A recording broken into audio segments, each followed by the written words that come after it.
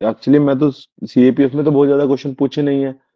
तो अभी कुणाल क्या हुआ है आपको यहाँ पे, मतलब चेहरे पे कुछ ऐसा लग रहा है कि कुछ अभी क्या हो गया है? अच्छा अच्छा अच्छा, कोई बात नहीं। मुझे लगा कि शुरू में awkward लगा, मुझे फिर लग रहा है कि कुछ हो ही गया है। ठीक है। तो मतलब कुछ प्रॉपर्टी। अच्छा कोई सीन नहीं है, ठीक हो जाएगा जल्दी ही। ट्राइंगल, मतलब ट्राइंगल की जो कुछ चीजें बची हैं वो हम आज कराएंगे। मतलब कल तो सिमिलैरिटी बता दिया था, कॉन्ग्रुएंसी बता दिया था, और जो पीवाईक्यू में पूछा था वो बता दिया था। अभी हम प्रूफ तो नहीं कराएंगे, बट आपको ऐसी प्रॉपर्टी बताएंगे जिससे क्वेश्चन बन सकते हैं, या जिससे सीडीएस में क्वेश्चन बने हैं। मतलब अगर आप सीडीएस के क्वेश्चंस को स्कैन करेंगे, जो मैं सोल्व कराऊंगा, सीडीएस के प्रीवियस 3 साल में जो क्वेश्चन पूछे गए हैं रेलेवेंट टॉपिक्स के, वो हम सोल्व कर लेंगे। जिससे हमारा ज्योमेट्री, और मतलब जो ट्राइंगल वाला टॉपिक है, और जो सर्कल हम पढ़ाएंगे, सर्कल वाला टॉपिक है, क्वाड्रिलेटरल के कुछ क्वेश्चंस, और आगे मेंसुरेशन के कुछ क्वेश्चंस जो सीडीएस में पूछे हैं, क्योंकि वहां पे तो सिमिलरिटी और वो सब पूछते रहते हैं। सीएपीएफ में उतना कॉमन नहीं है। लेकिन अगर 3 साल के क्वेश्चन सोल्व कर लेंगे, मतलब 21, 22, 23 के, तो that would suffice for our paper CAPF. अगर दो क्वेश्चन बने तो डायरेक्ट हो जाएंगे, जल्दी हो जाएंगे। मतलब सेम कंसेप्ट रिपीट हो जाते हैं ना, सीडीएस वाले रिपीट हो जाते हैं, इतने सवाल तो है नहीं। तो आज तो मैं देख रहा था, तो जो सीडीएस में क्वेश्चन पूछे गए थे उसी हिसाब से मैंने ट्राइंगल की कुछ प्रॉपर्टीज कंपाइल की हैं। तो वो मैं आपको बताऊंगा। ऐसे ही कल सर्कल पूरा कंप्लीट हो जाएगा, आज ट्राइंगल कल सर्कल। वो करने के बाद वी विल टेक क्लास अब most probably on Monday as well, जिससे हम वो क्वेश्चन सोल्व करेंगे। मतलब जो क्वेश्चंस होंगे, मतलब उन्हीं टॉपिक्स के, या फिर ऐसे कर सकते हैं, आज ट्राइंगल पढ़ाएंगे तो कल ट्राइंगल के क्वेश्चन सोल्व कर लेंगे। वो क्वेश्चन मैं कंपाइल कर रहा था, कुछ स्क्रीनशॉट मैंने लिए थे, बट सारे मैं नहीं ले पाया। मैं एक बार उनको सही से कंपाइल कर लूँ topic wise, then I will actually make sure कि वो सोल्व हों सीडीएस वाले। ठीक है, बट बाकी अभी मैं ट्राइंगल में आगे पढ़ाऊंगा आपको। ये प्रॉपर्टीज जो है वो इंपॉर्टेंट है। तो जो ट्राइंगल में पढ़ाया वो ठीक है। अभी जो ट्राइंगल में नेक्स्ट टॉपिक है वो मीडियन है। मीडियन ऑफ ए ट्राइंगल, यहाँ से मतलब क्वेश्चन बन जाता है। सीडीएस में बना है, देखो यहाँ बना नहीं है लेकिन सिमिलैरिटी पूछ लिया है। तो उसे एज ए मोटिवेशन लेते हुए हमें सीखना है मीडियन को भी, कि पता चला अगले साल मीडियन पे क्वेश्चन पूछ लिया ट्राइंगल पे, तो तब हम मतलब कैसे करेंगे। ठीक है। तो जैसे अब कोई भी आप ट्राइंगल लो, लेट सपोज ये कोई ट्राइंगल है। ठीक है, ज्यादा नहीं है, 4-5 प्रॉपर्टी है, एक एक पेज की प्रॉपर्टी है लगभग टोटल। तो उससे आपके रिपीट हो, जो रिपीट होंगे क्वेश्चन तो सोल्व हो जाएंगे, क्योंकि सब कुछ करने के लिए आपको बहुत काफी एफर्ट भी देना पड़ेगा। उतने की जरूरत नहीं है, इतने से ही काम चल जाएगा।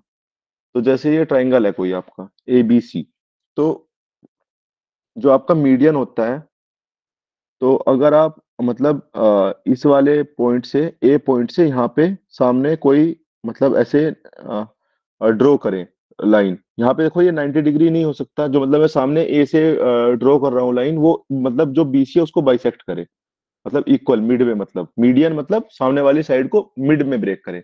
जरूरी नहीं है वो 90 दिख रहा है देखने में कि वो 90 है, वो जरूरी नहीं है 90 पे मतलब ब्रेक किया हो, बट मिड में ब्रेक करेगी। मतलब ये वाला जो पार्ट होगा और ये वाला जो पार्ट होगा वो इक्वल होगा। ओके। तो मीडियन ऐसे ही, आप तीनों जो मीडियन है, आप तीनों वर्टेक्स से 3 मीडियन खींच सकते हो ऐसे, राइट। एक वर्टेक्स से एक मीडियन, दूसरे से दूसरी, तीसरे से तीसरी। द द थिंग इज कि वो सामने वाली साइड को हाफ में ब्रेक करेगी। लेकिन जो वो एंगल है, दैट डजंट मीन कि वो भी आपका 90 डिग्री होगा। That's the catch. ऐसा नहीं है कि सामने से डाल रहे हो तो 90 डिग्री पे ही कट करेगा। इट मे हैपन कि वो 60 डिग्री पे कट करके उसको हाफ में ब्रेक कर रही हो, अगर जो ट्राइंगल है ऑब्ट्यूस एंगल हो, या दूसरा ऐसा दूसरे एंगल का ट्राइंगल हो। थोड़ा आप दिमाग दौड़ाओ, तो उसमें मतलब ये होगा कि ये जो मीडियन होगी वो आपकी, मतलब इसको इक्वल पार्ट में डिवाइड करती है। तो डेफिनेशन अगर आप देखेंगे तो मीडियन, मीडियन जो है वो सामने वाली साइड को इक्वल पार्ट में डिवाइड करती है। मतलब ये वाला पार्ट और ये वाला पार्ट इक्वल होता है। ओके। तो इसमें देखो जो पहली प्रॉपर्टी है, वो अगर जो यहाँ पे, जहाँ पे ये तीनों मीडियन आपस में अटैच, जहाँ पे मतलब ये कट करती हैं तीनों लाइन आपस में, तो उस पॉइंट को जी हम बोलते हैं। सेंट्रोइड उसको बोलते हैं। मतलब उसका जो नाम है, तीनों, जहाँ पे तीनों मीडियन कट करती हैं, तो जो कॉमन पॉइंट है वो सेंट्रोइड होता है। तो कभी कभी सेंट्रोइड की डेफिनेशन पे क्वेश्चन पूछ सकता है। मतलब कि 2-3 स्टेटमेंट लिख दे सेंट्रोइड या वो सब, और फिर पूछे कौन सा स्टेटमेंट सही है, 1 और 2, और वो समथिंग लाइक दैट। सेंट्रोइड की बजाय कुछ और लिख दे, है ना, meeting point of median is circumcentre, या ऐसा कुछ और लिख दे, तो इट्स सेंट्रोइड। ओके। उसके अलावा जो ये सेंट्रोइड है, ये जो मीडियन है, सामने देखो इसने कट किया है, तो इधर ज्यादा पार्ट है इधर कम पार्ट है, तो ये इसको 2:1 में डिवाइड करती है। मतलब ये जो होता है, जो सेंट्रोइड होता है वो जैसे जो सेंट्रोइड जी है, ये मीडियन है एडी, तो ये जो सेंट्रोइड जी है ना, तो ये इसको ऊपर वाला पार्ट अगर 2 होगा तो नीचे वाला पार्ट 1 होगा, 2:1 में करेगा। ठीक है। तो कभी कभी ऐसा होगा कि आपको कोई एक चीज दे देगा तो दूसरी चीज आपको निकालनी पड़ेगी, लेकिन रेशो से आपको पता है 2:1 का मतलब क्या है, कि अगर आपको 1 यूनिट की वैल्यू दी है तो आप 2 यूनिट की वैल्यू निकाल सकते हो, आपको 3 यूनिट की वैल्यू दी है तो आप 1 यूनिट की वैल्यू निकाल सकते हो। So that is the thing. जो ज्यादा बड़ा पार्ट है वो 2 पार्ट होंगे, जो छोटा पार्ट है वो 1 पार्ट होगा। To remember it like this, centroid जो है मीडियन को 2:1 में आपका डिवाइड मतलब बाई वो बाइसेक्ट करता है एक तरह से, कि 2 पार्ट ऊपर बच जाता है, 1 पार्ट नीचे बच जाता है। तो ये सेंट्रोइड की प्रॉपर्टी है, जो सेंट्रोइड जी है। जैसे मान लो मैं आपको जीडी की वैल्यू दे दूं, मान लो जीडी इज 5 सेंटीमीटर, और मैं आपसे पूछूं कि आप एडी बताओ, तो एडी कितना होगा। तो जीडी अगर 5 सेंटीमीटर है, then AD would be 15 centimetre, क्योंकि आपको पता है कि GD is only 1 part and 2 part are above, तो that means 10 centimetre is above and 5 part is this and the whole will be 15 centimetre. The thing here is that अगर ये दूसरे वाला पार्ट है, ये भी इस वाले में को भी 2:1 में डिवाइड करेगा, लेकिन एक का 2:1 दूसरे के 2:1 से डिफर कर सकता है। समझ रहे हैं आप, मतलब 2:1 में तो डिवाइड करेगा सेंट्रोइड, जैसे एक एक मीडियन था उसको भी 2:1 में डिवाइड किया, दूसरा मीडियन है उसको भी 2:1 में डिवाइड किया। बट इट मे हैपन के, मतलब ये जरूरी नहीं है कि ये वाला जो, अगर ये वाला पार्ट 5 दिया है और आपसे ये वाला पूछा है दूसरा बीजी, तो इस 5 से आप उसको नहीं निकाल सकते हैं। ये केवल इस लाइन के लिए ट्रू है, ना कि दूसरे वाली लाइन के लिए। ओके। मतलब 2:1 में तो तीनों में डिवाइड करेगा, but the value can differ. ये नहीं है कि आप एक को निकाल के उससे दूसरे वाले की वैल्यू बता दो। Sometimes it may happen that data is insufficient, वो भी आंसर सही हो सकता है। ठीक है। ऐसे मतलब ऑप्शन में लिखा नहीं आता data is insufficient to find the answer, तो हमें लगता है डेटा इनसफिशिएंट क्यों है, ये 5 है तो 10, तो इसी को जोड़ देंगे बराबर ही होती है। इसका मतलब ये मीडियन बराबर नहीं होती है। ठीक है। तो ये आप थोड़ा ध्यान रखेंगे। सेंट्रोइड की डेफिनेशन आपको पता चल गई, मीडियन की डेफिनेशन आपको पता चल गई। अभी जो इसमें कैच है वो एरिया का और है एक्चुअली, मतलब मेनली 3 चीजें ही हैं, बाकी और एक प्रॉपर्टी भी है वो मैं आपको बताऊंगा। लेकिन अभी इनिशियली जो थोड़ा बहुत आपको क्वेश्चन आए तो आप कर लें, तो ये एरिया का इसमें एक कैच है। देखो ये मैंने 3 मीडियन खींच दी, हाफ हाफ में डिवाइड हो गया यहाँ पे, वापस से यहाँ पे मीडियन खींच दी, यहाँ पे भी हाफ हाफ में डिवाइड हो गया, वापस से मीडियन खींच दी, ये हाफ हाफ में डिवाइड हो गया। तो देखो ये पार्ट जो है ये आपका जी पार्ट है। ठीक है। तो अभी मैं देखो थोड़ा दूसरा पेन यूज करता हूँ, देखो यहाँ पे एक ट्राइंगल ये बन रहा है, ए बी सी अगर मैं बना रहा हूँ, तो एक ट्राइंगल देखो ये वाला बन रहा है जहां पे मैंने ब्लू किया है, राइट। एक ट्राइंगल ये वाला बन रहा है। ऐसे ही इस इससे दूसरे वाले वर्टेक्स, बाकी 2 वर्टेक्स ले लो, मतलब जी के साथ दूसरे 2 वर्टेक्स अटैच कर दो तो दूसरा ट्राइंगल बन जाएगा। मतलब एक बार मैंने जी के साथ में ए बी अटैच कर दिया तो एक ट्राइंगल बन गया, एक बार जी के साथ में बी सी अटैच कर दिया तो दूसरा ट्राइंगल बन गया, एक बार जी के साथ में ए सी अटैच कर दिया तो तीसरा ट्राइंगल बन गया। There are 3 triangles that can be made using one centroid by attaching the other 2 vertex with that centroid. तो आपके जो 3 ट्राइंगल बनेंगे, एक तो ये वाला जहाँ, एक ये वाला और एक ये वाला, इन तीनों ट्राइंगल का एरिया इक्वल होता है। ठीक है। मतलब all of the 3 triangles have the same area. मतलब अगर इस वाले ट्राइंगल का एरिया 20 दिया है तो दूसरे वाले एंगल का भी ट्राइंगल का एरिया भी 20 आएगा। बट आप इसको ऐसे नहीं करेंगे। ठीक है। कभी कभी वो छोटे वाले का भी पूछ लेता है कि आप छोटे वाले का बताओ, जैसे मान लो इस वाले का पूछ लेता है, इस पार्ट का क्या होगा जो मैं अभी हाईलाइट किया है। तो आपको क्या करना है, इन सबको आप 1 1 1 मान लो। जैसे मान लो यहाँ पे देखो, अब ध्यान से देखो, ये 1 मान लो, इसको 1 मान लो, यहाँ पे भी 1 मान लो, 1 1 1 ऐसे मान लेना। ठीक है। फिर उसके बाद आप कभी भी कंफ्यूज नहीं होगे। तो आप देख रहे हैं कि सारे के सारे एरिया 2 2 हैं, जो मैंने पहले बताए हैं इक्वल। देखो ये ए जी सी जो है ये भी तो 2 है, ऐसे ही बी सी जी वो भी तो 2 है ना, 2 ट्राइंगल आ रहे हैं। ऐसे ही तीसरे वाला ए बी जी वो भी कितना है, 2 है। तो देखो बराबर भी आ गए और कोई इशू भी नहीं रहा। इन सारों को आप 1 1 1 मान लेना। समझ रहे हैं, कभी भी सेंट्रोइड वाला केस बने और एरिया का केस बने, यू मेक देम 1 1 1। सबको, जो 6 पार्ट आपके बने उनको आप 1 1 1 मान ले, सारे बराबर एरिया है। तो जैसे मान लो उन्होंने पूछ लिया इस क्वाड्रिलेटरल का एरिया आप बताओ, ए जी सी पी। ठीक है। मान लो इस क्वाड्रिलेटरल का एरिया वो आपसे पूछ लें, और आपको कोई एक पार्ट का एरिया दिया हो नीचे वाले का, तो आप तुरंत बता सकते हैं कि भाई ये क्वाड्रिलेटरल में तो 2 आ रहा है, 1 और 1 2, तो इसका आंसर 2 हो जाएगा। इस तरह से मैं बोल रहा था। मतलब आपको जिस हिसाब से चीजें दी हैं उस हिसाब से आप सेट कर लें। इसी में कुछ दिया होगा, दूसरा पूछा होगा। एक तो डेफिनेशन हो गई कि सेंट्रोइड 3 इक्वल एरिया में डिवाइड करेगा। एक ये होगा कि मान लो इनमें से कुछ एक पार्ट की वैल्यू वो दे देंगे, और फिर आपसे कोई दूसरे एरिया को पूछेंगे, जैसे मान लो वो बोल दें कि एरिया ऑफ, उन्होंने दिया हो area of GPDC is 20, where G is the centroid, ऐसे लिखेंगे ना, वो तो लिखेंगे जी सेंट्रोइड है, तभी तो वो मतलब एप्लीकेबल है सारी सारी properties. 20 centimetre square, then find the area of GDC, triangle GDC का एरिया कितना होगा। तो आपको तो पता है कि भाई GDPC में तो ये टू टू टाइम्स वन आ रहा है, तो ये तो मतलब मेरे हिसाब से वो आप बोल दो, आप तुरंत अंदाजा लगा लोगे कि टू टू की वैल्यू 20 दी हुई है, लेकिन अब यहाँ पे तो ये वन आ रहा है तो वन की वैल्यू 10 आ जाएगी। ऐसे, या फिर ये वाला पार्ट ऊपर भी पूछ सकता है, समझ रहे हैं आप, कुछ भी पूछ सकता है, you just have to apply your mind accordingly. जहां पे भी ये 6 पार्ट में ब्रेक होता है उन सबको आप वन वन वन मान लो, जो वैल्यू दी हुई है एरिया की उससे दूसरी वैल्यू पूछी होगी। क्वेश्चन स्टैंडर्ड यही है, स्टैंडर्ड क्वेश्चन यही पूछते हैं, एक एरिया की वैल्यू देते हैं दूसरे। हाँ यस मोहित बताइए। सर ऐसे अगर इसमें ADC और ADB अगर हुआ तो सर इसमें मेरिडियन वाली प्रॉपर्टी लगेगी, मतलब मीडियन वाली। कहाँ पे? अगर ये ट्रायंगल ADC और ट्रायंगल ABD हुआ, अगर इसका एरिया अच्छा, निकालना हो, ADC और और ADB। ADB हुआ, तो ठीक है, इसमें भी कोई दिक्कत नहीं है, ये हाफ में डिवाइड हो रहा है, तो राइट। सर फिर इसमें ये मीडियन वाली प्रॉपर्टी नहीं लगेगी जो आपने बताई थी कि ऐसे जो AD है तो इसका ये डबल है जो ऊपर। कहाँ, कौन सी प्रॉपर्टी बताई थी बताओ। सर जो अभी आपने बताया था ना मीडियन वाला, जो ये सेंट्रोइड वाला जो बताया था कि जो ऊपर 2 है नीचे 1 है। अच्छा, वो तो मीडियन को डिवाइड करता है, अभी एरिया की बात हो रही है, एक्चुअली में वो मीडियन को डिवाइड करता है जी, मतलब अब आप एरिया की बात कर रहे हो ना कि मीडियन की, मतलब वो तो प्रॉपर्टी ये थी कि ये इसको 2 पार्ट में ब्रेक करता है, मैं अंदर वाले पार्ट को एक एरिया बोल रहा हूँ ना कि वो लाइन को वन बोल रहा हूँ, वो एरिया को वन माना है, उसके ट्राइंगल के एरिया को वन माना है, आप लाइन को वन बोल रहे हो, I think the thing okay. Is that. आप मान रहे हैं ये वन है, ये पूरा एरिया को मैंने वन यूनिट माना है, और लोग को जिसको डाउट हो वो समझ लो कि इस एरिया को वन यूनिट माना गया है, दूसरे एरिया को वन यूनिट माना गया है, वो 2:1 अदर प्रॉपर्टी थी, उसमें वो लाइन की लंबाई को तोड़ रहा था, 2 और 1 में। यहाँ पे वो एरिया की बात है, यहाँ एरिया को वन वन वन, देखो मैं प्रूफ भी करा सकता हूँ, but that would take time, you आप समझ रहे हैं कि इसमें आप कितना ज्यादा समय दे सकते हैं, अगर आप समझ लेंगे 5-6 प्रॉपर्टी कि हाँ ये प्रॉपर्टी है, इनसे क्वेश्चन आएंगे तो आप कर लेना, अब सारे क्वेश्चन करने जाओगे और सब ज्योमेट्री पूरी पढ़ने जाओगे तो that would take your effort as well and mine effort as well. मतलब मैं करवा सकता हूँ प्रूफ, को फायदा है नहीं, देख लो एक पेज 2-4 बार पढ़ोगे याद हो जाएगा, यही क्वेश्चन पूछता है स्टैंडर्ड, अप्लाई कर देना, और वो बहुत ज्यादा पेचीदा आएगा तो आप वैसे भी नहीं कर पाओगे, समझ रहे हो, मतलब बहुत ही ज्यादा उन्होंने टफ पूछ लिया क्वेश्चन ज्योमेट्री का, तो आप कितना ही टाइम दोगे पेपर में, छोड़ देना उसको, करना अर्थमेटिक की और बाकी GS वगैरह, मेरे हिसाब से मतलब मैं होता तो यही करता, बट और किसी का दूसरा ओपिनियन भी हो सकता है। हम 3 साल के CDS के क्वेश्चन कर लेंगे, जो बचेंगे उस हिसाब से फिर छोड़ देना उसको, टफ आए तो सब, मतलब उसमें फिर एनर्जी वेस्ट ही करनी है पेपर में, ठीक है।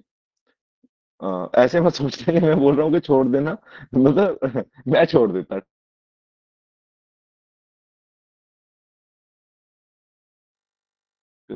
समझने के लिए।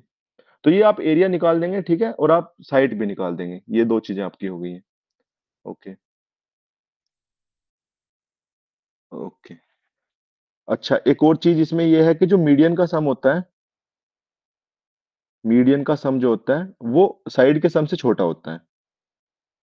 देखो 3 मीडियन है और 3 ही साइड है, ठीक है, पहली प्रॉपर्टी 2:1, पहले तो डेफिनेशन होगी मीडियन की और सेंट्रोइड की, उसके बाद एरिया हो गया, और तीसरा आपका हो गया कि जो मीडियन का सम है वो साइड के सम से छोटा आएगा, मतलब 3 मीडियन है और 3 ही साइड है। जैसे यहाँ पे मीडियन कौन सी है, AD BP, और यहाँ पे मैंने सी, दोनों जगह सी ही ले लिया, इसको एफ ले लेते हैं, CF। तो जो इनका मीडियन का सम है वो हमेशा AB+BC+CA से छोटा आएगा। जैसे वो बोलेंगे कि स्टेटमेंट में लिख देंगे sum of median is sum can be equal to the side sum of side side, ऐसे मतलब कुछ स्टेटमेंट बनाए तो यू कैन एक्चुअली ड्राइव के the sum of median is always less than sum of side. Okay. Okay.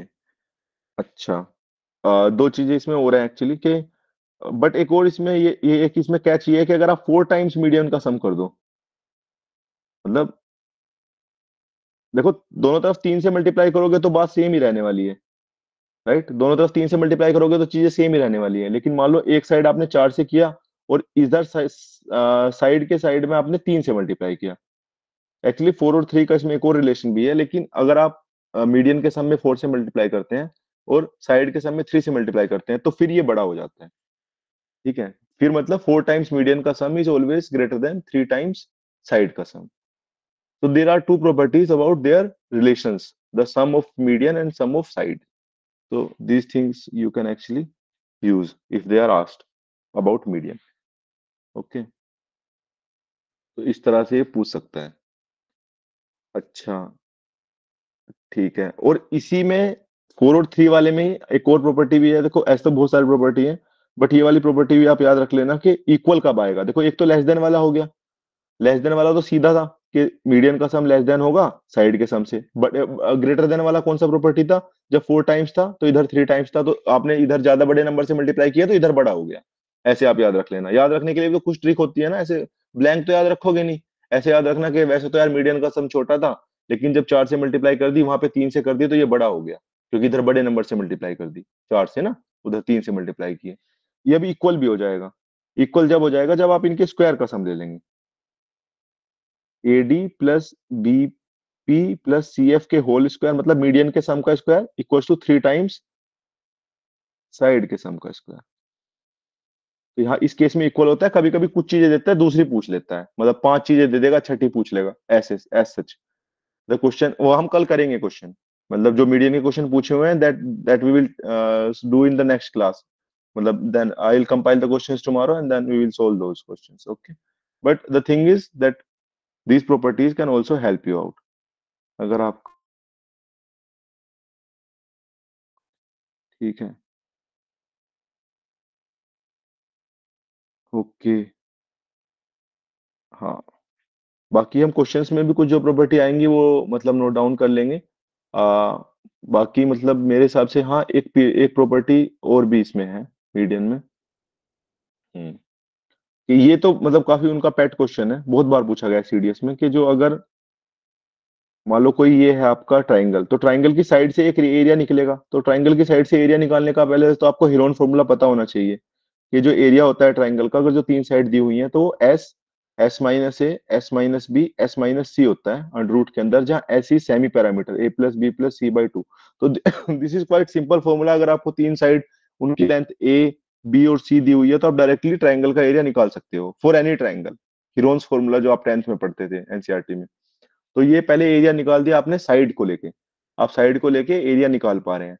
लेकिन अगर आप उन्होंने आपको मीडियन की लेंथ दी हो, तो भी तो आप एरिया निकाल सकते हैं.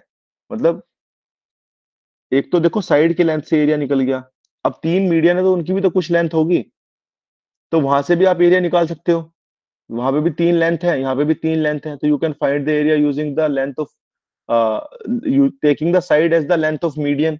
तो मान लो एक मीडियन आपकी डी लंबाई की थी, ये वाली. मान लो इस मीडियन की लंबाई डी थी, इस वाले की ई थी और इस वाले की एफ थी. तो आप क्या कर सकते हो, एक ट्राइंगल बना सकते हो जिसकी लंबाई डी ई एफ हो. राइट, तो वहां से भी एक ट्राइंगल बन जाएगा उसी लेंथ का. तो जो एरिया ऑफ ट्राइंगल होगा आपका,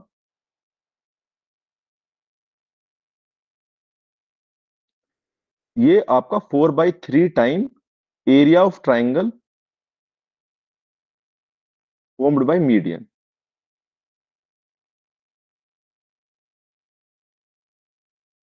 4/3 टाइम्स होगा जो मीडियन की लेंथ से आपने एरिया निकाला है. तो ट्राइंगल का एरिया 4 बाई, एक बात और आपको पता होगी कि आपको पता था कि मीडियन की लेंथ का सम साइड की ट्राइंगल की लेंथ के सम से छोटा था.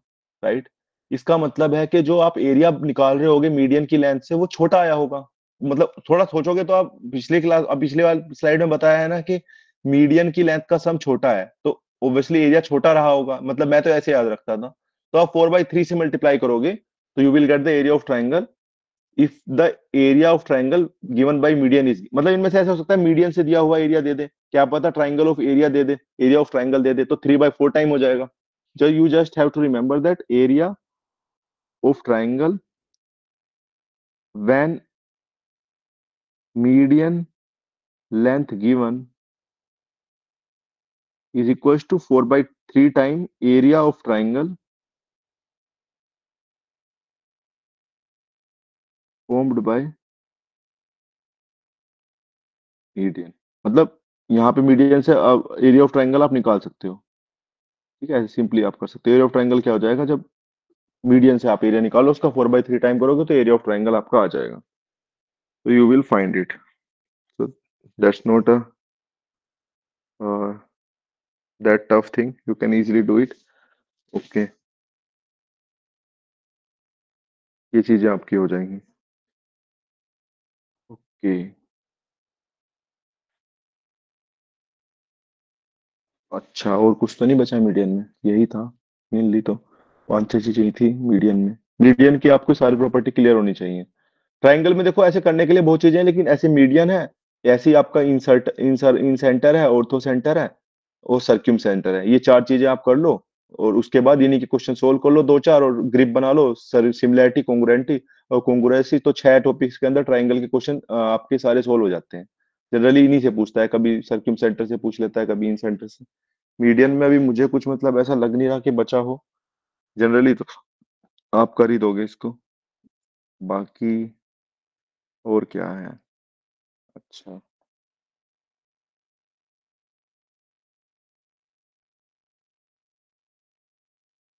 हम्म,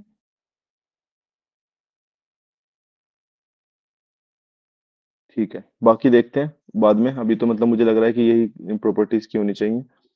उसके अलावा अब हम देखते हैं ऑर्थो सेंटर। तो मीडियन हमारा हो गया, बाकी क्वेश्चंस में देख लेंगे कल। मेरे हिसाब से राइट एंगल ट्रायंगल और उन सब में कुछ प्रॉपर्टी होंगी that we will see in questions, पूछी हुई है वो। जैसे राइट एंगल ट्रायंगल में मीडियन निकालना, या इक्विलेटरल ट्रायंगल में पूछना, तो that we will take care in questions. Okay, the basic information you have now, and then we will see the questions tomorrow. Now orthocentre, ऐसा नहीं है specific circles के लिए वो याद भी कर सकते हो, मतलब स्पेसिफिक जैसे इक्विलेटरल के लिए, या फिर I would say right angle के लिए। बट वो हम क्वेश्चंस में देख लेंगे, पूछे हुए हैं ना, तो वहीं से हम कर लेंगे। तो जो ऑर्थो सेंटर होता है, तो इसकी जैसे उधर डेफिनेशन थी सेंट्रोइड की, कि it was the meeting point of medians, जहां मीडियन कट कर रही थी इंटरसेक्टिंग पॉइंट कॉमन, वहां पे आपका मीडियन वो था सेंट्रोइड। तो ऑर्थो सेंटर जो होता है वो आपका एल्टीट्यूड का मीटिंग पॉइंट होता है।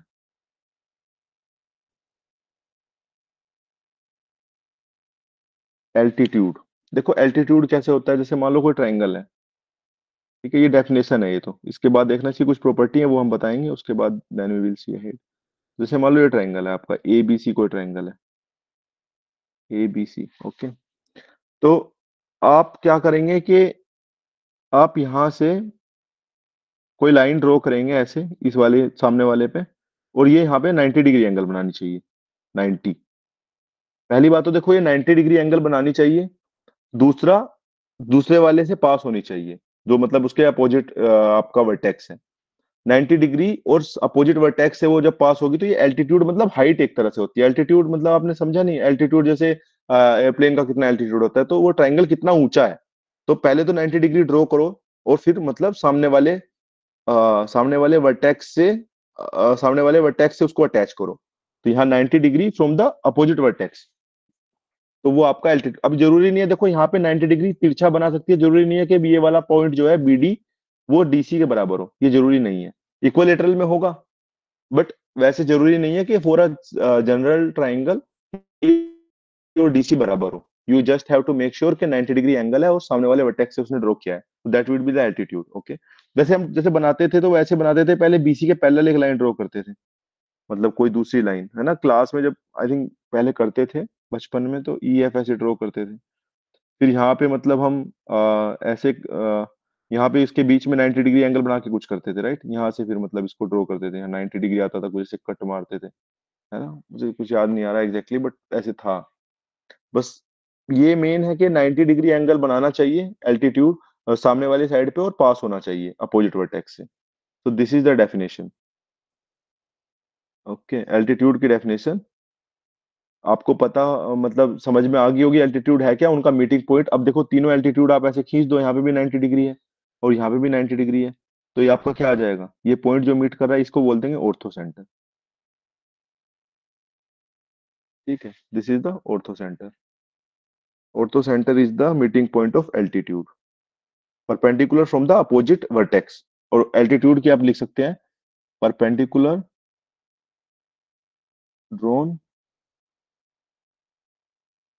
From the opposite vertex. BC का अपोजिट वर्टेक्स ए है, तो वहां से परपेंडिकुलर, तो यहाँ पे जहाँ मीट करेंगे उसको हम बोलेंगे ऑर्थो सेंटर। ओके, ये चीजें आपकी हैं। That means this AD is perpendicular to BC. Okay, but it may और may not be true that BD is equals to DC. This will be in equilateral triangle, but not in general triangles. Okay, so this is the thing. Okay.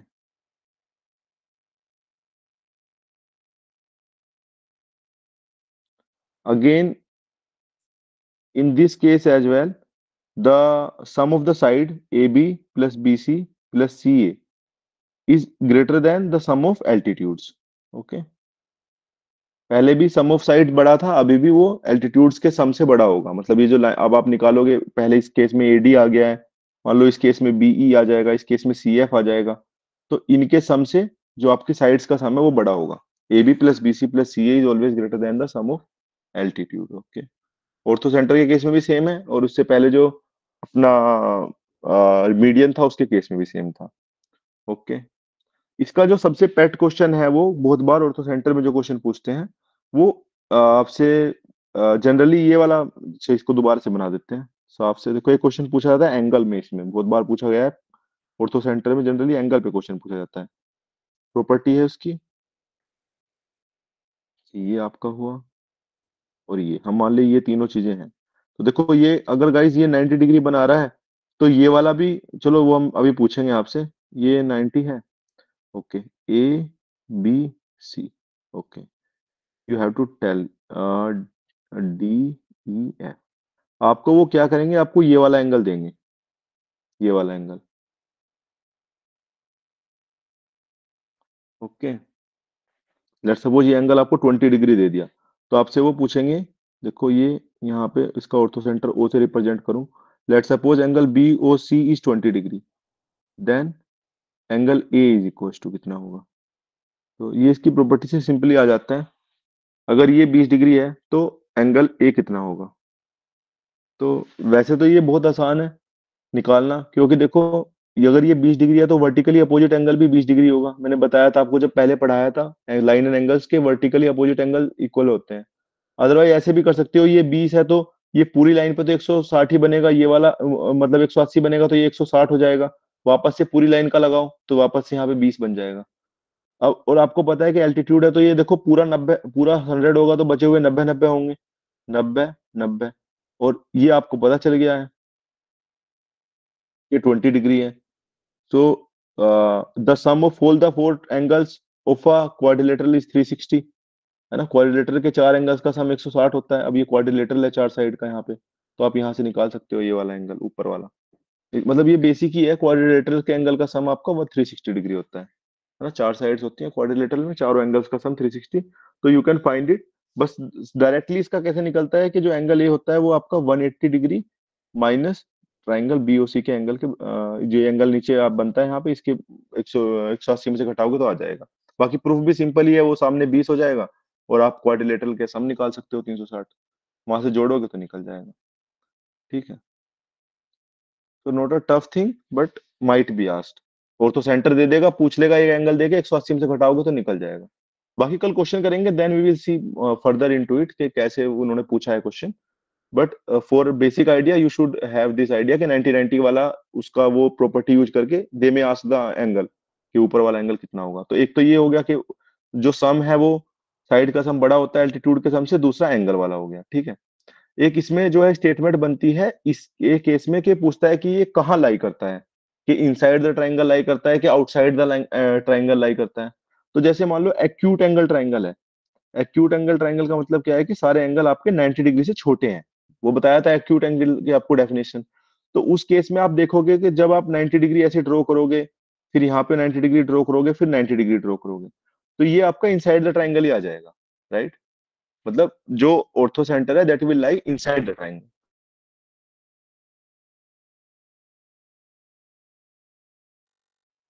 Obtuse angle triangle, obtuse angle का मतलब क्या है कि एक angle 90 से बड़ा है। Let's suppose ऐसा कुछ ट्राइंगल है, 90 तो सीधा होगा, उससे थोड़ा बड़ा मैंने ये वाला एंगल ले लिया, ABC। तो जहां पे B एंगल आपको दिख रहा है कि वो 90 से बड़ा है, angle B is greater than 90 degree, है ना। तो ये ऑब्ट्यूस एंगल ट्राइंगल आपका है। तो इस केस में भी आपको क्या करना है, इस वाले एंगल से आप क्या करोगे, एल्टीट्यूड का मतलब क्या है कि आप इस वाले से perpendicular drawn from the opposite. तो देखो, अगर आप यहां से परपेंडिकुलर ड्रॉ करोगे तो ये इससे बाहर चला जाएगा, मतलब यू कैन यूज दैट, मतलब दैट वहां पे रखोगे वो जो अपना आता है जिससे मेजर करते हैं हम एंगल को, तो उसको रख के ऐसे ड्रॉ करोगे तो दैट विल गो आउटसाइड। ऐसे ही जब यहां से ड्रॉ करोगे तो यहां से तो ये बीच में ही जाएगा, ठीक है, लेकिन इस केस में भी ये बाहर जाएगा, ठीक है, तो ये यहाँ पे कहीं मीट करेगा, यहाँ पे इसको भी पीछे हटाना पड़ेगा ऐसे कुछ, मतलब तो यहाँ पीछे जाके ये मीट करेगा पॉइंट पे कहीं, ऐसे यहाँ पे आएगा, फिर ये यहाँ बाहर, बाहर पीछे इनका एल्टीट्यूड मीट करेंगे। So in that case, in case of obtuse angle triangle, the orthocenter lies outside the triangle, है ना।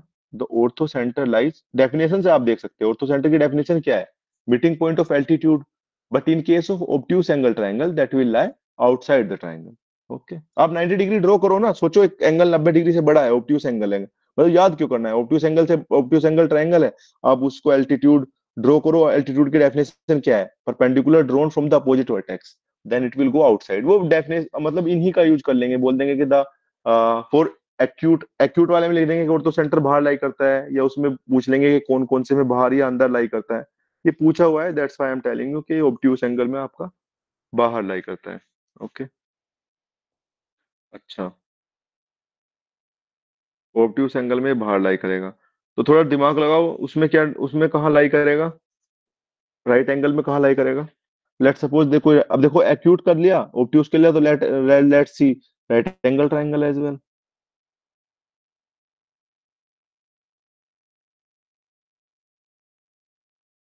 Okay, now tell, right angle triangle में आपका ये कहाँ पे लाई करेगा,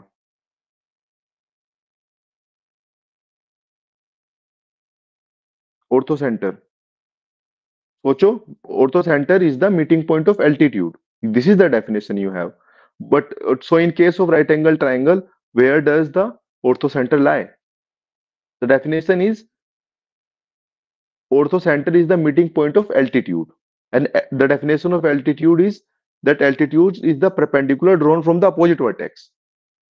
ओके, अगर एबीसी पे है तो अपोजिट सी वर्टेक्स से, बीसी पे है तो अपोजिट ए वर्टेक्स पे, ऐसे। तो अभी देखो गाइस, ये आपको पता है कि ये 90 डिग्री ऑलरेडी एंगल है बी, तो इसका मतलब यहां से अगर आपने सी से एल्टीट्यूड डाला होगा तो वो यही तो होगा बीसी, बीसी ही तो वो एल्टीट्यूड होगा ना, altitude drawn from the opposite. तो सी से अगर आप डाल रहे हो यहाँ पे एल्टीट्यूड, तो ये ऑलरेडी जो साइड है वही एल्टीट्यूड है, राइट। ऐसे ही ए बी के केस में यही एल्टीट्यूड है ना, ए से आप डाल रहे हो तो 90 डिग्री तो है ना, ये एंगल दिया तो है already 90 degree, so this is the altitude. Okay, और the third one is this, like this only. Okay, यहाँ पे 90 डिग्री बनेगा सामने। ओके गाइस, तो देखो ये तीन एल्टीट्यूड हो गए, जहां एल्टीट्यूड क्या है आपके, बी सी, ए बी और बी डी, ये तीन एल्टीट्यूड है, right, drawn from the opposite. तो यहाँ पे आप देखोगे कि इस पॉइंट बी पे ही आपका ये आ गया है, बी पॉइंट पे ही आपका मीट है, right. So the B point, the point at which right angle is the orthocentre, orthocentre is the point of altitude, तो यहाँ पे ये 90 डिग्री जहाँ पे होता है वहीं पे ऑर्थो सेंटर होता है। ओके, तो आपको मैंने दो ऑब्ट्यूज और राइट एंगल में इसकी प्रॉपर्टी बता दी, पूछ सकता है, तो इन केस पेपर में आपको कंफ्यूज नहीं होना है, you will do it easily, definition से आप कर लेंगे। ओके, बाकी कल क्वेश्चन जो होंगे उस हिसाब से देखेंगे, अभी तो बिल्कुल बेसिक आपको प्रॉपर्टी बता रहा हूँ, क्वेश्चन के हिसाब से जो कुछ और सीखेंगे वो भी हम उसमें मतलब इनकॉपरेट करेंगे। ओके, ऑर्थो सेंटर का ये चीजें हो गई हैं, उसके अलावा एक चीज और आप देखिए कि एरिया ऑफ द ट्राइंगल मैंने पढ़ाया नहीं है, but basically area of a triangle क्या होता है, हाफ बेस इंटू हाइट, है ना, इतना बेसिक, मतलब ये चीजें शायद आपको थोड़ा याद भी होंगी कि हाफ बेस इंटू हाइट आपका एरिया ऑफ अ ट्राइंगल होता है, right. So in case of a right angle triangle, जो ये लाइन है ए बी, ये उसकी हाइट हो जाती है, राइट, ए बी ही तो हाइट है उसकी, बिकॉज है कि यही एल्टीट्यूड है। नॉर्मल ट्राइंगल में वैसा नहीं होता, you have to find it कि हाइट कितनी है, but in case of right angle triangle A B is the height and the base is A B, B C, तो यहाँ पे आपको एक एरिया जो निकलता है वो half B C into A B आ जाएगा, ये एरिया ऑफ ट्राइंगल आ जाएगा, right. Okay, are you getting it के आगे आ जाएगा ऐसे। ओके। अब इस ट्राइंगल को इस साइड से देखो, यहां से नजर दौड़ाओ, जहां से मैंने मतलब एरो का निशान बनाया, उधर खड़े हो जाओ, उधर से ट्राइंगल को देखो। अभी तो इधर से ट्राइंगल को देखा है नीचे से, तो एरिया ये आ गया है। अब उधर से देखो तो बताओ क्या आएगा एरिया, कोई बताओ एरिया क्या होगा, by looking from that direction. उधर से भी तो खड़े होगा कोई, एरिया को देख सकता है ना, right. This is altitude, that means altitude का मतलब मैं बोल तो रहा हूँ हाइट ही है। Altitude is measuring the height only. अगर आप डी पे एल्टीट्यूड डालते हैं तो then B D is the height from that direction. Okay, and the base is A C from that direction. So that means half AC into BD. This is the area. By looking from that direction, anyone have any doubt on this? If you look from the direction of upwards, the area will be half into half BD into AC. BD is the height from that direction, and AC is the base from that direction. From this direction, the thing is that BC was base and AB was height, but area would always be equal. So आप यहाँ पे इनको बराबर रख सकते हो। BC into A B की value किसके बराबर आ जाएगी, ए सी इंटू बी डी के बराबर आ जाएगी। ओके, आ जाएगी ना, हाफ से हाफ कट जाएगा, एरिया तो बराबर ही है। तो इस केस में बीडी की वैल्यू क्या आ जाएगी, तो बीडी की वैल्यू आपकी आ जाएगी BC into A B divided by A C. इसी का इसका मतलब ये है कि अगर आप, ये बहुत बार पूछा गया है कि 90 डिग्री, मतलब अगर आप राइट एंगल से सामने वाले पे कोई वर्टेक्स, सामने वाले हाइपोटेनस पे कोई आपका 90 डिग्री ड्रॉ करते हैं, परपेंडिकुलर ड्रॉ करते हैं, तो आपका जो आपका आंसर आता है वो P into B upon H आ जाता है। Perpendicular into base divided by hypotenuse. So this is the thing. You can use this concept.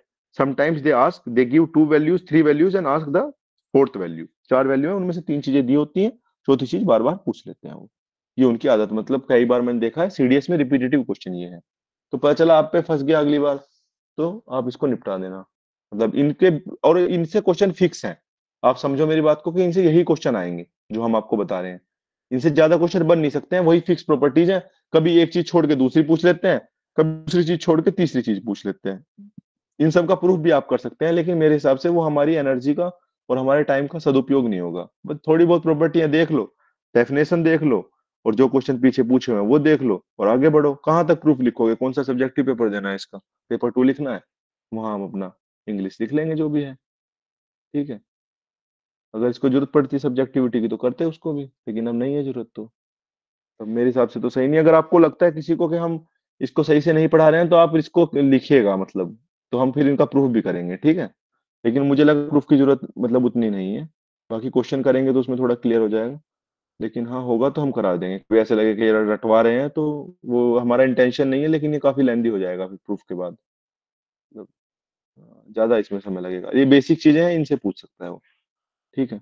उसके अलावा एक चीज ये है कि अगर मान लो कोई ट्राइंगल है, तो तीन चार चीजें हमने ऑर्थो सेंटर में देखी। एक तो उसको ट्राइंगल्स के लिए, डिफरेंट ट्राइंगल्स के लिए कहाँ कहाँ पे लाई करता है। एक हमने देखा कि उसकी डेफिनेशन क्या होती है। एक हमने देखा कि किस तरह से हम उसकी वैल्यू निकाल ली, perpendicular drawn from the vertex B, उसकी वैल्यू हमने निकाल ली, ठीक। Okay, I do have some network problem again.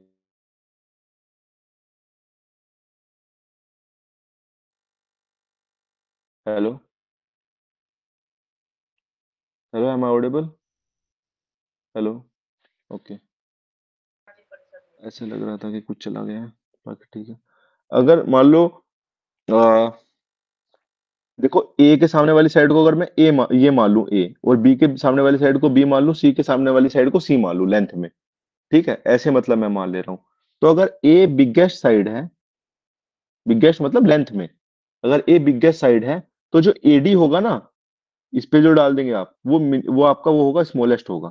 मतलब ये एल्टीट्यूड 90 डिग्री यहाँ बना रहा है, एल्टीट्यूड होता है ये। एल्टीट्यूड की डेफिनेशन होती है perpendicular drawn from the opposite direction, opposite vertex. तो एडी स्मॉलेस्ट हो जाता है। अगर आप बिगेस्ट साइड पे एल्टीट्यूड डालते हैं, तो वो सबसे छोटा आता है। उसका आप ऐसे सोच सकते हो, देखो अगर ये साइड सबसे बड़ी होगी, तो सोचो ये साइड नीचे वाली बड़ी ले ली है, और ये छोटी ले ली है ना, तो ऐसे ही आएगा ना ट्राइंगल। मतलब एक साइड बड़ी आएगी तो दो छोटी आएंगी, तो सोचो ये कितना कम रह जाएगा हाइट, है ना। अब यहां से डालोगे तो देखो ये लंबा नहीं जा रहा है कंपेरेटिवली, ऊपर वाले मतलब ट्राइंगल अगर मैं ऐसे बनाऊं, ऐसे भी तो बना सकता हूँ ना, देखो। तो यहाँ से जब आप डालोगे एल्टीट्यूड कितना कम है, राइट। लेकिन यहाँ से आप एल्टीट्यूड डालोगे तो देखो बड़ा है ना। तो ऐसे आप याद रखेंगे कि अगर एल्टीट्यूड आप बड़े वाले साइड पे डालते हैं तो सबसे छोटा एल्टीट्यूड आता है। ये भी स्टेटमेंट में पूछा जा सकता है, क्योंकि एनसीईआरटी में लिखा हुआ है तो हमने इसको कॉपी कर लिया है। लेकिन अ, आप समझिए, थोड़ा अपने दिमाग की रैशनैलिटी लगाइए कि अगर आप बड़े वाली साइड पे एल्टीट्यूड मतलब बड़े वाली साइड पे एल्टीट्यूड डालेंगे तो सबसे छोटा होगा, सबसे बड़ी साइड अगर आप ट्राइंगल की लेंगे। इसी तरह से आप सबसे छोटी साइड लेंगे तो वो सबसे बड़ा आएगा। क्योंकि आपको पता भी है एक चीज कि हाफ इंटू एल्टीट्यूड मतलब एक ही बात है, हाइट लिखो या एल्टीट्यूड लिखो, half into altitude into base ही आपका एरिया होता है। और एरिया तो सारे केस में सेम रहना चाहिए। अगर एरिया आप कोई सा भी एल्टीट्यूड लें, तीनों वर्टेक्स से तो सेम रहना चाहिए। इसका मतलब है अगर बेस आपने बड़ा ले लिया तो एल्टीट्यूड छोटा हो जाएगा। बेस बड़ा ले लिया मतलब ये बेस है ना नीचे, बड़ी वाली साइड, तो एल्टीट्यूड सामने से छोटा हो जाएगा। अगर आप यहाँ से बेस को छोटा ले लेंगे, मतलब ये वाला बेस ले लेंगे, तो एल्टीट्यूड बड़ा होना पड़ेगा। That then only the area will remain the same, because area is equal to half into altitude into base. Altitude is height only ना, एल्टीट्यूड मतलब हाइट ही तो है। हाइट कैसे निकालते हो, 90 डिग्री ड्रॉ करके तो हाइट निकालते हो किसी भी उसकी सामने वाले वर्टेक्स से, तो ऐसी हाइट निकलती है। तो आप सोचो कि अगर यार भाई साहब ने बेस तो बड़ा ले लिया है तो एल्टीट्यूड छोटा हो जाएगा, एरिया में भी वही कंसेप्ट है और यहाँ पे भी। तो डेफिनेशन के रूप में आए तो आप फंसना मत, कि कभी लिख दे के उसके सामने ये हो रहा है तो आप सोचो कि यार ये क्या हो गया है। ऐसा कुछ नहीं हुआ है, सब चीजें सिंपल ही हैं। बस ऐसे ही बहका रहे हैं, मतलब टफ नहीं है कुछ भी, इसलिए आप इसको कर लेंगे मेरे हिसाब से। ठीक है, इसके बाद हम इन सेंटर देखते हैं, सर्क्यूम सेंटर। देन फिर हम कल क्वेश्चन भी देखेंगे इनके। तो दीज आर द थिंग्स। किसी को कोई डाउट है अभी तक तो बताओ, कहीं बीच में कुछ ऐसे लगाओ कि समझ में नहीं आया। ठीक है, सही चल रहा है। तो अब इन सेंटर हम देखते हैं। तो दो चीजें हो गई हैं, मीडियन और ये। अब हम इन सेंटर देखते हैं। इन सेंटर, इन सेंटर क्या है, मान लो कोई ट्राइंगल है आपका। देखो पहली बात, एक बात याद रखना लाइफ में, कि आपको डेफिनेशन क्लियर होनी चाहिए।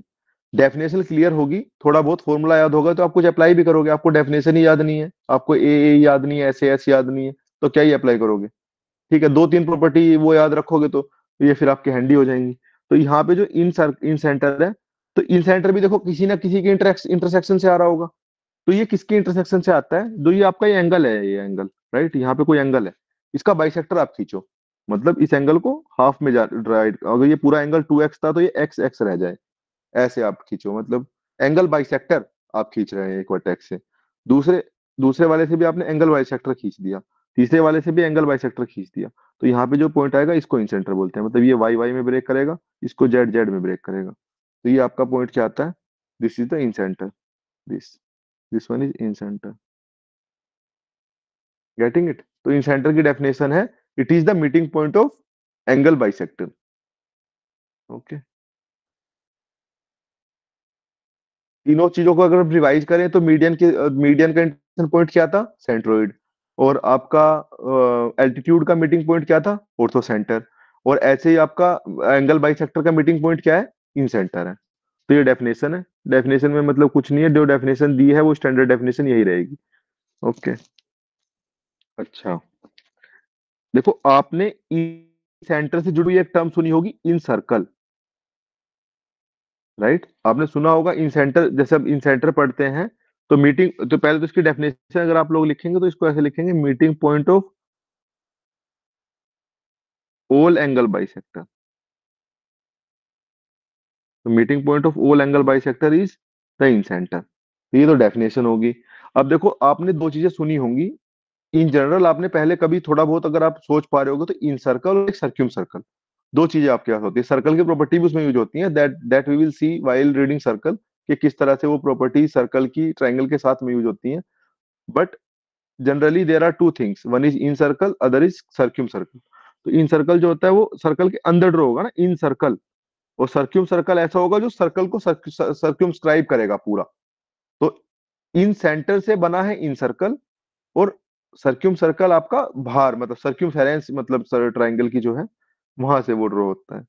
तो जो इन सर्कल है वो यही चीज है। तो एक बार बताओ, अगर ये वाला पॉइंट इन सेंटर है तो इन सेंटर से इन सर्कल बना है तो रेडियस तीनों बराबर नहीं होंगी, जो इन सेंटर से खींचने वाली तीनों चीजें बराबर नहीं होती। तो सेंटर से आप देखो, एक तो ये वाला पॉइंट है, एक ये वाली रेडियस है और एक ये वाली रेडियस है, यहाँ पे ही तो इन सर्कल तीनों साइड्स को टच कर रहा है। इन सर्कल तीनों साइड को टच करने वाला, मतलब तीनों साइड को टच करने वाला ट्राइंगल के अंदर जो सर्कल है वो इन सर्कल है। और आपको पता है कि वो सेंटर भी कहीं रहा होगा। तो देखो ये यहाँ पे और एक यहाँ पे, ये तीनों चीजें आपकी रही हैं। तो ये तीनों बराबर आएंगी, है ना, साइड तक की डिस्टेंस। तो अब इसका मतलब ये है कि आपका जो आई ई होगा वो आई डी के बराबर होगा और वही आई एफ के बराबर होगा। I D is equal to I E is equal to I F. मतलब वो तीनों साइड को टच करेगा ना, टच करेगा इन साइड, और इन सेंटर से वहां से उसकी तीनों बराबर हो जाएंगी। ये रेडियस, इन रेडियस उसको बोलते हैं हम। इन सर्कल के जो रेडियस होती है उसको इन रेडियस बोलते हैं। ऐसी जब कोई ट्राइंगल है, अगर उसके ऊपर से आप तीनों वर्टेक्स को टच, तो वो ऐसे बना दे कोई सर्कल, तो वो सर्क्यूम सर्कल होता है। वो भी हम देखेंगे सर्क्यूम सेंटर में। और इसको रेडियस को हम बोलते हैं सर्क्यूम रेडियस। तो इन इन रेडियस आपको पता होना चाहिए, इन रेडियस की डेफिनेशन क्या है, वो इन सर्कल क्या है और इन सेंटर क्या है, ये तीनों चीजें आपको समझ में आनी चाहिए। अब देखो एक चीज इसकी ये पता चलती है आपको कि ये इक्वी डिस्टेंट है फ्रॉम ऑल साइड्स।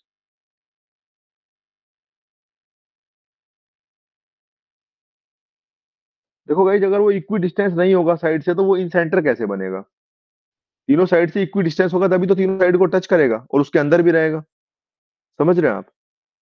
तो इसका मतलब है कि this is equi distance from all sides and this is the meeting point of all angle bisector. This is the definition and this is how you can actually apply it. कि आपको थोड़ा definition पता चल गया। और ये देखो ये वाली लाइन भी इससे भी ड्रॉ ही हो रही है, equi distance from all sides, obviously it is equi distance from all side, nothing special about it. अच्छा एक बार बताओ, इन सेंटर क्या ऑब्ट्यूस एंगल के लिए बाहर लाई करेगा, सर्कल इसके ट्राइंगल के इन सेंटर, एनीवन। इन सेंटर कहाँ लाई करेगा हमेशा, ट्राइंगल कैसा भी हो, it will always lie inside the circle, है ना। इन सर्कल वो तो एंगल बाइसेक्टर है ना। अब ये ट्राइंगल में चाहे ऐसे भी बना दूं, मतलब let me make obtuse angle. अगर मैं ऑब्ट्यूस एंगल भी बना दूं, एक्चुअली एक क्वेश्चन पूछा हुआ है इन सर्कल के ऊपर सीएपीएफ में 2010-11 में, तो मेरी है उसमें, मतलब जो लिस्ट बनाई है उसमें कल करेंगे सोल्व उसको। देखो अगर मैं ऐसे भी बना दूं पूरे को, ठीक है, पूरे को ऐसे भी बना दूं, तभी भी आप लोग एक चीज देखो इसमें कि एंगल बाइसेक्टर तो भाई बीच में से निकलेंगे ना। इस एंगल का बाइसेक्टर ये हो जाएगा, इस एंगल का बाइसेक्टर यहाँ पे हो जाएगा, और इस एंगल का बाइसेक्टर आप, सॉरी, इस एंगल का बाइसेक्टर आपका यहाँ कहीं पे चला जाएगा। तो कहीं बीच में, मतलब ऑब्वियसली कहीं बीच में मीट कर रहे होंगे, अंदर ही सर्कल के बीच में आपने उसको एंगल बाइसेक्टर को निकाला। थोड़ा दिमाग को, मतलब रैशनैलिटी को यूज करोगे तो ये ऑब्वियसली अंदर ही आएगा, चाहे कैसा भी आपका ट्राइंगल रहे। तो जो सर्कल बनेगा फिर वहां से तीनों को ऐसे ब्रेक, ऐसे बनता हुआ वो आपका है। यस कल्पेश बताओ। सर लेकिन रेडियस चेंज हो जाएगी ना फिर उसकी। रेडियस कैसे रेडियस चेंज चेंज, होगी बताओ। मतलब जो छोटा एंगल होगा उसकी रेडियस कमी होगी ना, छोटी जो साइड होगी उसकी ऑप्टिक्स एंगल में। ऐसे कैसे हो जाएगा, इसका मतलब तो मतलब आप ऑब्ट्यूस एंगल के लिए इन सर्कल खींच ही नहीं सकते, छोटी बड़ी थोड़ी होती है, रेडियस तो हमेशा बराबर होती है। यस, रेडियस तो बराबर ही होती है। है ना, रेडियस बराबर ही होती है, रेडियस छोटी बड़ी थोड़ी होती है। इसका मतलब है कि इन सेंटर से अगर आप तीनों साइड्स का डिस्टेंस निकालोगे तो वो बराबर आएगा, equi distance from all sides है ना इन सेंटर। कोई ऐसा पॉइंट होगा इसी सर्कल, मतलब मैं ड्रॉ नहीं कर पा रहा हूँ, that is my actually incapability, कि मैं नहीं कर पा रहा हूँ सही से, क्योंकि वो आई थिंक उसका कुछ स्पेशल प्रोसीजर होता है बनाने का। जैसे 10वीं में पढ़ते थे हम, 8, 9वीं, 10वीं में, कि इसको ऐसे खींचो, उसको मतलब जो अपना यस सर, प्रकार होता था कंपास, उसको इसे कंपास का यूज। कंपास, उसको कुछ मतलब स्पेशल मेथड होता है इसको मतलब बनाने का, फिर उसको उस हिसाब से चाप लगाओ और फिर आगे खींचो उस हिसाब से, मतलब आप उसको इन सर्कल खींच सकते हो। लेकिन आप हर एक सर्कल के लिए, हर एक ट्राइंगल के लिए इन सर्कल खींच सकते थे, राइट, और सर्कुलर सर्कल भी खींच सकते थे। आई थिंक मुझे तो यही मतलब मेरे को एग्जैक्ट प्रोसीजर अभी याद नहीं है, बट सर आ उसमें आई जाएगा थिंक वो। ऐसे था कि मतलब जो मतलब जो इसकी हाफ डिस्टेंस से ज्यादा लेके उसको बाइसेक्ट करना था उसमें, बाइसेक्ट बाइसेक्टर करते को। थे ऐसे। अब ये सही बता रहे हैं, इसको हाफ लेते थे, यहाँ पे एक मारते थे, फिर एक ही हाफ से ज्यादा लेते, फिर इसको मारते थे, है ना, फिर इनको आपस में कुछ मारते, फिर मतलब खींचते थे। सही सही है, तो वैसा कुछ था, बट ये हमेशा आप खींच सकते हो। दिस इज ट्रू, मतलब ऐसे छोटा बड़ा रेडियस नहीं होगा इन सर्कल का, मतलब इक्वी डिस्टेंस आएगा तीनों साइड से। ये यहाँ मान लो पॉइंट है, तो ये और ये बराबर आएगा, और जब इन तीनों पॉइंट को मीट करोगे तो यहाँ पे एक सर्कल भी आएगा। ठीक है। द थिंग इज के 3 पॉइंट से खींचने वाला केवल 3 पॉइंट से केवल एक ही सर्कल ड्रॉ हो सकता है, ये आपको पता होना चाहिए। मतलब मैं बताऊंगा सर्कल में कि एक पॉइंट से आप इनफाइनाइट सर्कल ड्रॉ कर सकते हो, ऐसे, फिर ऐसे, फिर ऐसे। 2 पॉइंट से भी आप इनफाइनाइट सर्कल ड्रॉ कर सकते हो, ऐसे छोटे बड़े। लेकिन 3 पॉइंट अगर आप कहीं पे भी लेंगे ना प्लेन में, वहां से केवल एक ही सर्कल ड्रॉ हो सकता है। There is only one circle passing through 3 points. In case of 1 point and 2 point, there can be infinite circle that can pass through. But for 3 points, only one circle can pass through. That is a unique circle, which is in circle in this case. And when you take 3 points as the vertex of a triangle, that is the circumcircle. उस case में वो circum circle हो जाता है, बीच में centre कहीं आ जाता है। ठीक है, 3 पॉइंट। और यहाँ पे भी आप इन सेंटर से मतलब 3 पॉइंट ले रहे हैं ना साइड्स पे, तो वहां से एक ही सर्कल पास होगा, ऑलवेज एंड ऑलवेज। ओके, समझ रहे हैं कल्पेश साहब? ठीक है, ठीक है। तो ये आपकी चीजें हो गई हैं। उसके अलावा जो इन रेडियस है, देखो जो इन रेडियस निकालने का फॉर्मूला फॉर ऑल सर्कल है वो हमारे पास है भी। आप इन रेडियस निकाल सकते हो for all triangles. All triangle के लिए कोई भी ट्राइंगल हो, मतलब उसका स्पेशल ट्राइंगल नहीं है वो, जो होता है उसका जो फॉर्मूला है वो area divided by semi perimeter है। Area divided by semi perimeter, this is the incircle radius. तीनों बराबर आएंगे ना इक्वी डिस्टेंस इन सेंटर से, तो area divide by semi parameter. Semi parameter क्या होता है? पैरामीटर तो तीनों साइड का सम होता है, सेमी मतलब तीनों पैरामीटर को जोड़ के, वो तीनों साइड्स को जोड़ के उनका डिवाइड बाय 2 कर दो, सेमी। जैसे सेमी का मतलब हाफ होता है, सेमी फाइनल जैसे होता है, ऐसे ही। और एरिया आप निकाल सकते हो, एरिया निकालने के लिए आपके पास पता ही है, under root S, S minus A, S minus B, S minus C, in case of a general triangle. But in case of a right angle triangle, this is half base into height. In case, okay, now let me ask you something. What is the in radius in case of equilateral triangle? Area triangle का हम कराएंगे, कल कराएंगे। तो इन radius क्या होगी आपकी equilateral की? देखो एरिया जो होता है इक्विलेटरल का वो √3/4 ए स्क्वायर होता है। मतलब याद रख लो आप, वैसे निकाल के भी हम कल बता देंगे, वो हीरोइन फॉर्मूला से ही आ जाता है। आप रखेंगे इस वाले फॉर्मूले में तो आ जाएगा, S S minus A, S minus B, S minus C में। इक्विलेटरल के लिए एबीसी तीनों बराबर हो जाएंगे, और एस की वैल्यू भी आपकी क्या आ जाएगी? एस की वैल्यू भी आपकी 3a/2 आ जाएगी। Okay, then you will put it, तो आपको √3/4 ए स्क्वायर आ जाएगा एरिया। और सेमी पैरामीटर कितना आ जाएगा इसका? सेमी पैरामीटर आ जाएगा 3a/2, है ना, तीनों साइड है, तीनों को जोड़ोगे divided by 2, this is the semi perimeter. Okay, you solve it and you will get a/2√3। तो this is the inradius of equilateral triangle. ये बहुत बार पूछा गया है, पूछ लेगा कभी कभी कि इक्विलेटरल ट्राइंगल की आपको साइड दे देगा, पूछेगा इन रेडियस क्या है। या कभी कभी आपको दोनों चीजें पूछ लेगा, उनका उनका रेशो पूछ लेगा, सर्क्यूम रेडियस और इन रेडियस का रेशो पूछ लेगा। तो दिस इज द थिंग। कभी कभी पूछ लेगा कि कभी कोई पूछेगा कि इस इन सर्कल का आप एरिया बताओ, इन सर्कल एरिया। तो इन सर्कल एरिया कैसे निकलेगा भाई? पाई इंटू इन रेडियस का स्क्वायर। इन रेडियस कैसे निकलेगी? यहां से निकल जाएगी इन रेडियस। तो ये आपका आंसर आ जाएगा pi into A square divided by 4 × 3 12। तो ये पाई ए स्क्वायर बाई 12 आ जाएगा, है ना। Pi R square radius, pi R square आपका एरिया होता है। अब आर क्या है इन सर्कल के लिए? तो इन रेडियस ही आर है। इन रेडियस आप रखो, इन सर्कल का एरिया आप निकाल दो। तो दिस इज द थिंग। तो एक तो स्पेशल केस ये हो गया इसका, इन रेडियस का। देखो सर्क्यूम रेडियस और इन रेडियस के आप स्पेशल केस याद रख लो, उससे आप जल्दी कर लोगे पेपर में। ठीक है, तो इनके आप स्पेशल केस थोड़ा देख लो। तो एक इन रेडियस का हमने एक तो देख लिया इक्विलेटरल ट्राइंगल में इन रेडियस। ऐसी आपकी इन रेडियस जो आती है वो आपकी आ जाती है राइट एंगल ट्राइंगल में। अगर राइट एंगल ट्राइंगल आपको दिया हुआ है तो इसमें इन रेडियस क्या होती है? ए बी सी, मान लो अगर आपके पास कोई ट्राइंगल है, इसका ये परपेंडिकुलर है, ये बेस है, ये हाइपोटेनस है। तो इस केस में इन रेडियस जो आती है वो p plus B minus H divided by 2 आती है। ठीक है, ये आप यहाँ से डायरेक्ट आप निकाल सकते हो, p plus B minus H divided by 2। So you will use this formula. I can actually verify it. अगर आप कोई भी 3 साइड ले लेंगे, 3, 4 और 5, मान लो ये साइड है 3, 4 और 5, ये आपका ऑब्वियसली राइट एंगल ट्राइंगल बन रहा है, because this is a triplet. Hypotenuse का square is equals to the sum of perpendicular square and base square, right. तो 3 4 5 अगर आपको दी हुई है तो आप बता देंगे कि राइट एंगल ट्रायंगल है।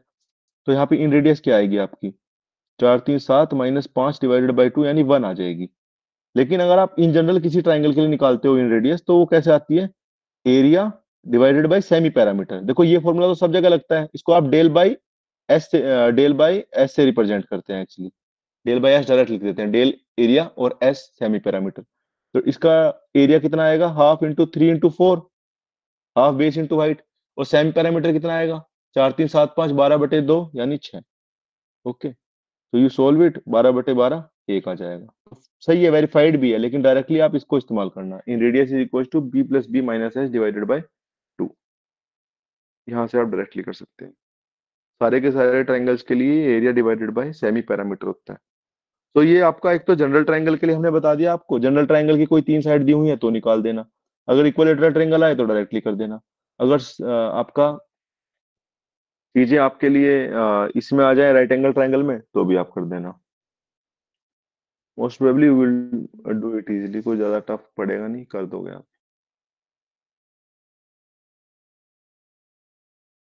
ठीक है, अब हमारे सामने है एंगल साइड बाइसेक्टर की कुछ प्रॉपर्टी और भी हैं, वो भी आप लोग देख लीजिए।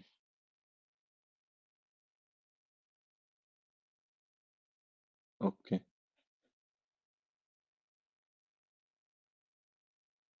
अगर आपका कोई ट्राइंगल है एबीसी, देखो एक बार बताओ गाइस, एंगल बाइसेक्टर कैसे हो सकते हैं, इंटरनल एंगल बाइसेक्टर हो सकता है, या फिर एक्सटर्नल, या और कोई भी हो सकता है।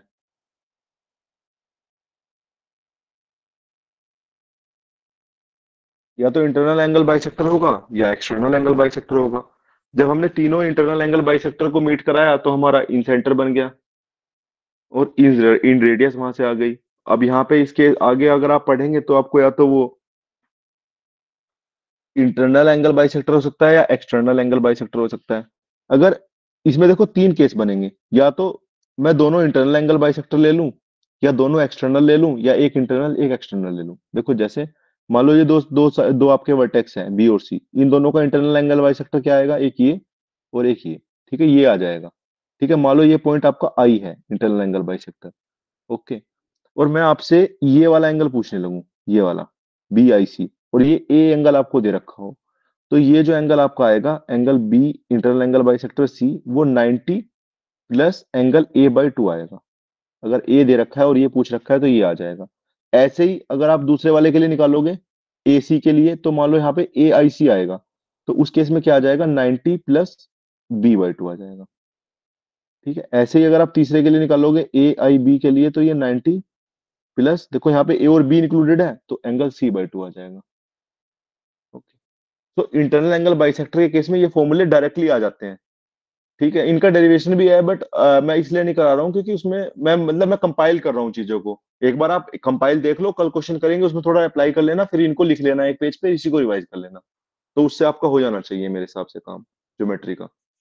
ठीक है, तो ये 90 प्लस ए बाई 2 है, ये 90 प्लस बी बाई 2 है। 90, देखो इस केस में मैंने क्या किया था, ये जो दो एंगल लिए थे, को याद रखने का तरीका भी होता है। अगर हमने ये दो एंगल लिए थे तो दोनों का इंटरनल एंगल बाइसेक्टर लिया है, बी का भी और सी का भी। तो ये इंटरनल एंगल बाइसेक्टर होने के बाद में, मतलब इन दोनों एंगल को हाफ में डिवाइड करने के बाद में, ये आपका सामने वाला एंगल दिया हो तो ये निकाल सकते हो, ये वाला angle 90 plus a by 2, 90 plus b by 2, 90 plus c by 2, this is the thing. Okay, लेकिन अगर मैं इनका एक्सटर्नल एंगल बाइसेक्टर ले लूं, बी और सी का, एक्सटर्नल कैसे लेंगे, अब देखो एक्सटर्नल एंगल कौन सा है, एक्सटर्नल एंगल ऐसे खींचोगे तो ये एक्सटर्नल एंगल होता है, अंदर वाला इंटरनल एंगल होता है। तो यहाँ से भी एक आ जाएगा, ऐसे ही फिर इसको ऐसे खींचोगे, यहाँ पे एक्सटर्नल एंगल बाइसेक्टर है, यहाँ से भी आ जाएगा। ठीक है, तो यहाँ पे भी बाइसेक्ट कर सकते हैं। तो कभी कभी इस वाले एंगल को भी पूछ सकता है, इस वाले को, यहाँ अब इसे वापस से बी आई सी यहाँ पूछ सकता है एक्सटर्नल। तो यहाँ पे या वापस से सामने वाला कुछ दिया होगा, तो इस केस में जो एंगल बी आई सी आएगा वो आपका 90 माइनस ए बाई 2 आ जाएगा। इंटरनल वाले में प्लस करना है और एक्सटर्नल वाले में माइनस करना है। ऐसे सिमिलरली ए आई बी दूसरे वालों पे अगर वो ड्रॉ करेगा तो 90 plus angle c 90 minus c by two हो जाएगा। ऐसे सिमिलरली तीसरा ए आई सी में आपका क्या हो जाएगा, 90 माइनस बी बाई टू हो जाएगा। इस केस में क्या है, बोथ एक्सटीरियर है, बोथ आपके एक्सटर्नल है। लेकिन अब बोलोगे आप कि तीसरा केस भी तो बन सकता है। तीसरा केस क्या बन सकता है कि एक आपका इंटरनल एंगल बाइसेक्टर हो और एक एक्सटर्नल एंगल बाइसेक्टर हो। कैसे, देखो ये ए बी सी है, यहाँ पे सी पे, यहाँ पे ये एक्सटर्नल एंगल है, तो इसको यहाँ पे बाइसेक्ट करके आप लाइन खींच सकते हो। ऐसे ही बी से आप इंटरनल एंगल बाइसेक्टर खींच सकते हो ऐसे। तो देखो यहाँ पे भी तो बन गया आई पे, यहाँ पे तो ये वापस से बन गया बी आई सी। इस केस में बताओ बी आई सी क्या होगा, ए से रिलेशन पूछेगा, तो यहाँ पे वो ए बाई टू होगा, खाली 90 वाइंटी कुछ नहीं आएगा। जिस केस में आपका एक इंटरनल एक एक्सटर्नल है वहां पे ए बाई टू आएगा, जहां पे दोनों एक्सटर्नल है वहां पे माइनस आएगा, और जिस केस में it is internal both then plus आएगा। बस जो दो वर्टेक्स इंक्लूडेड है उससे तीसरे वाला दिया होगा। ये इसी में पूछता है, फिक्स है, मतलब कभी ये वाला पूछ लेता है एक्सटर्नल, कभी पूछ लेता है इंटरनल वाला दे के दूसरे वाला। अब मैं आपसे पूछूं, बताओ एंगल एक्सटर्नल मतलब एक इंटरनल दिया हुआ है तो ए आई बी क्या होगा। तो देखो ए और बी दो एंगल इंक्लूडेड है इसमें, एक एक्सटर्नल है एक इंटरनल है, तो ये सी बाई टू के बराबर होगा सीधा। अगर आप अगर से पूछूं ए आई सी क्या होगा, तो देखो ए और सी दोनों इंक्लूडेड है, तो यहाँ बी बाई टू हो जाएगा। तो this is the thing, one internal one one external one internal, this is the thing. बाकी वी विल सी टुमारो कि वो कैसे पूछते हैं। जो क्वेश्चन होंगे वो हम देखेंगे थोड़े, बाकी हो जाएगा, टफ नहीं है ये।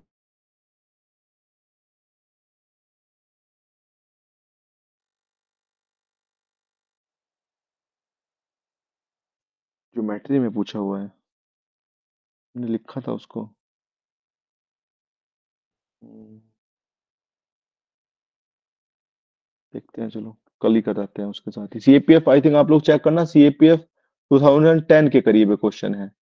वो है आपका राइट एंगल ट्राइंगल के, राइट एंगल ट्राइंगल के आपके व्हाट इज राइट एंगल, उसके राइट एंगल ट्राइंगल का आपका आई थिंक उसमें इन सर्कल है, उस पे वो क्वेश्चन है। ठीक है, ट्राई करिएगा। राइट एंगल ट्राइंगल के इन सर्कल पे क्वेश्चन है, मतलब p plus B minus h by two पे वो क्वेश्चन है, वरना कल हम लेके आएंगे उसको। ठीक है, ये चीजें हैं। तो अभी तो ये काफी सारे फॉर्मूले हमने आज आपको बता दिए। ये आपको मतलब कुछ ऐसा एक्स्ट्रा लोडेड इन्फॉर्मेशन तो नहीं लग रहा कि मतलब हैवी हो गया है काफी ज्यादा, सर भारी तो नहीं हो गया एनीवन? सर भारी मतलब वैसे तो नहीं फील कर रहे कि याद करने का मतलब बहुत ज्यादा हो गया है? हेलो, नेटवर्क सही है? हेलो।